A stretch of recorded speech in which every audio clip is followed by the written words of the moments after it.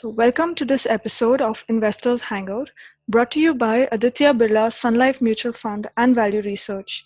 I'm Rachel, and with me is Dhirendra Kumar, the CEO of Value Research. Welcome, Dhiren.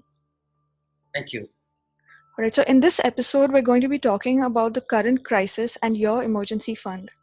Now, any financial plan always starts with setting up an emergency fund that can cover your expenses. And a lot of our readers are aware of this and do have an emergency fund in place, while there are others who, in the current crisis, are now struggling to somehow use their existing investments to create resources that can be available, for use in the present time. Now, Dhirendra, if you could tell us how large should this emergency fund be, and also how critical is it as part of any financial plan? One is that, the criticality bit is the most important. One is that you should not start investing till you have this essential emergency fund, because any of your investment plan will go haywire, will derail, because emergencies don't come with notice, as we are just experiencing now.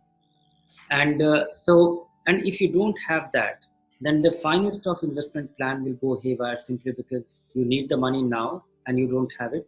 And if it is invested in a manner which turned out to be not bankable enough for the short run, then you will be just acting in panic. So without emergency fund, you can't really start your investments. Of course, there are other things too. And I think, as the emergency package, so to say, I would say the emergency fund, health insurance, because that is also an emergency and that also can potentially derail your investment plan.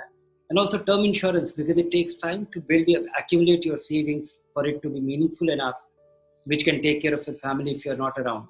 So if you have financial dependence, even that. So that is the emergency package. But the cash in hand, the essential emergency, is something which you must provide. Otherwise, you will not be able to stick around. The kind of market that we have seen, the finest of investment plan will.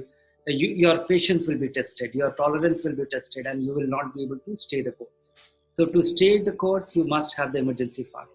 Now, it is not up to an expert to really tell you that what should be the scale of your emergency fund. Emergencies can actually be of any kind, as we realize now that, a lot of people will be worried about their job.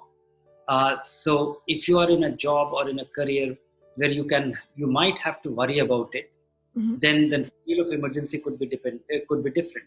If you have young children, you need to have a higher, you have to really account for that.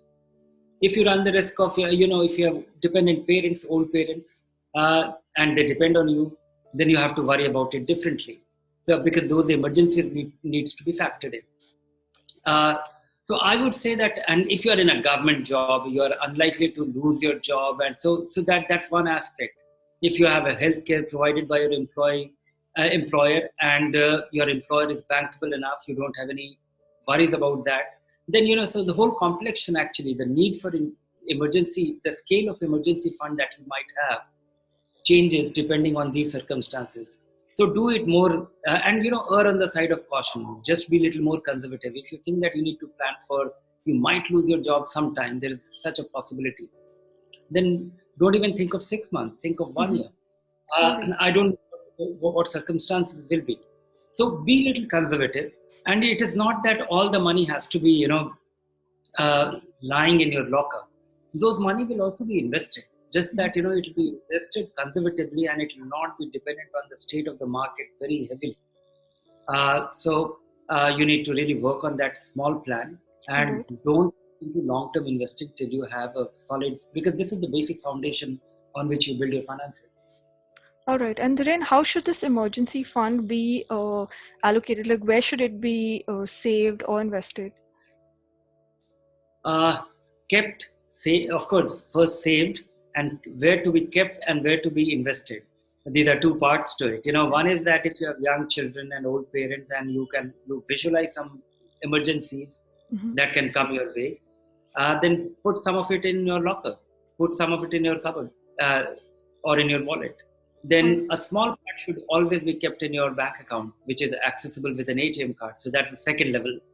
And the money for which you might need some notice, which you will give a notice, put that money in a liquid fund. So you have, locker, wallet, and yeah, Yeah. liquid fund, and some money lying in the bank account, which is accessible always. These are three things. And the scale of money in the liquid fund, that how much it should be, basically the risk of losing your job, and the risk of running out of that money, Right. that you have to read little carefully. 6 months, 1 year, I don't know. If you are self-employed, then your scale of emergency fund has to be different, because you not only don't have don't have to provide for your family or your income need, but also the essential cost which you have to provide for. So it depends on person to person, your own circumstances, your own situation. But these are the three things, and all the three things, you might feel that the money lying in your locker is not earning anything, but the idea is not to earn anything. The idea is to actually buy peace of mind, and that is the cost. That opportunity loss is the cost of buying that peace. The money lying in the savings bank account, ability to have, not having the money when you need it most, is a big deprivation. Likewise, liquid fund, uh, somebody might say that that is also invested, and it is subject to risk. The scale of risk you are exposed to in liquid fund is something which will not disappoint you. Right. The worst case scenario, assuming a negative return, but you don't lose your capital doesn't get stuck, you're accessible. The magnitude of decline that can happen in the worst case scenario is of a kind which will not break your plan. So these are the only simple things which one should follow, and not try and over engineer it. Right. Right. And now, Dhiren, with this crisis now upon us, would it be too late for investors to create an emergency fund like right now if they have to? You don't have a choice, and it's never late to do it, to implement the basic simple idea. And if somebody doesn't have the emergency fund, Mm-hmm. then you will panic all through this crisis, and even some opportunity which will come your way, you will be ignorant about it, or not in a position, you will not be in a mental framework to benefit from that. Right. So it's never too late to implement a good plan, Mm-hmm. the essential. Mm-hmm. So do it now All right. if you have. All right, thank you, Dhiren. So we now move on to the questions which our viewers have sent us. So the first one is from Ravi Shinde, and he says, owing to the current lockdown, I have had to shut my shop. Though I have an emergency fund in place and also several other investments, I don't know how to plan my short-term expenditures. Part of my emergency fund is in my bank, which should be adequate for maybe 2 months, but the remaining is in debt funds which were recently affected by credit events. If I take out this money, I may not benefit if these issues are resolved in the future. What should I do? Create a hierarchy of your investment. Good that you have that emergency 2 months money requirement in your bank account.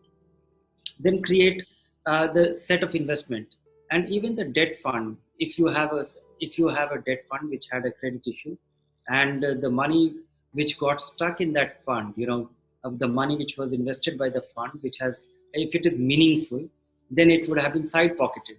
So you will not be deprived of that opportunity. So you can take your money out from the debt fund, and the side pocket is your asset. As and when it will get resolved, you will get your money back. So create this list of the relatively short term, the investment which can be realized in the short term as well, without much of an impact. Also, if you look at even the credit event, subsequently, very recently, the rate cut and everything, the emergency measures taken by the government have actually boosted the return of some of these investments. So a lot of your losses will also be marginalized even in those. Also, the magnitude of decline that we see in debt fund in the worst case scenario is not all that bad. We see a 1%, 2% decline, which is tolerable. Of course, I'm not saying that it is desirable or it is justified, but it is tolerable. It does not really impair your capital. So create a hierarchy of withdrawal of those fixed income schemes from which can be turned, or you can internally or mentally earmark them as your emergency fund, and need it as and when you require. All right. Dhiren, and with the safety being such a priority with an emergency fund, are these debt funds really worth investing in for an emergency fund? Or Like Oh he's yes, okay. yes. People are caught unaware with the equity investments. The scale of decline in such a brief period All right. has been very, and subsequent, recent days, the kind of up and down that we are witnessing every day, which is All very right. nature of the beast. Mm-hmm. But that one should not extend the same thing to fixed income investment, the debt funds, All simply right. because they are not that volatile. Once in a while, and we have seen the surge as well. Interest rates going down, they are gaining in value of late. Even the ultra short term bond fund went up by 1% in a day, the day Right. the rate. So in that sense, the likelihood of your significant impairment of your fixed income investment Mm-hmm. is not that significant. I think, but at the same time, err on the side of caution. You have overnight funds Mm-hmm. where the risk is virtually nothing, negligible. It's the money is invested in the overnight. Securities call money on a overnight basis with the banks. So I don't think there's much to worry there. Likewise for liquid fund, they're reasonably safe. And at most, move to ultra short-term bond fund with your choice. There are 16 kind of debt funds.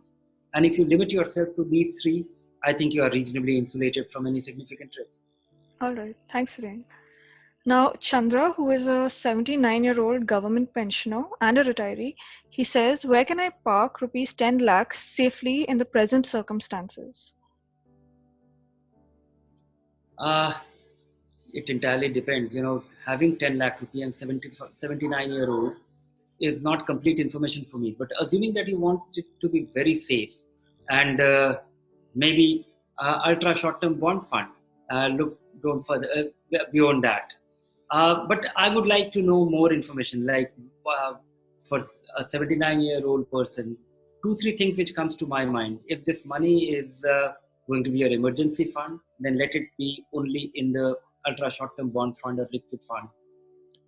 If this is a long-term investment, Mm-hmm. then I would urge him to invest this money. If this is money which is unlikely to lay his hands on, I would like him to, and he's unlikely to need it. He wants to leave it at a larger, bigger state for his children.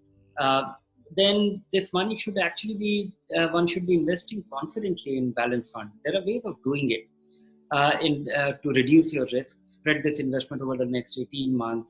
Before that, put that money in a liquid fund and spread that money in, in do a STP from that liquid fund to a balance fund. Mm-hmm. But only in case this is a long-term money, he's unlikely to need it anytime. Just Right. because the market circumstances are very different, your choice should not be dependent on that. All right. Thanks, Dhiren, and thank you so much for watching. And do continue to send in your questions. We will be answering them on a regular basis. Goodbye for now. Thank you.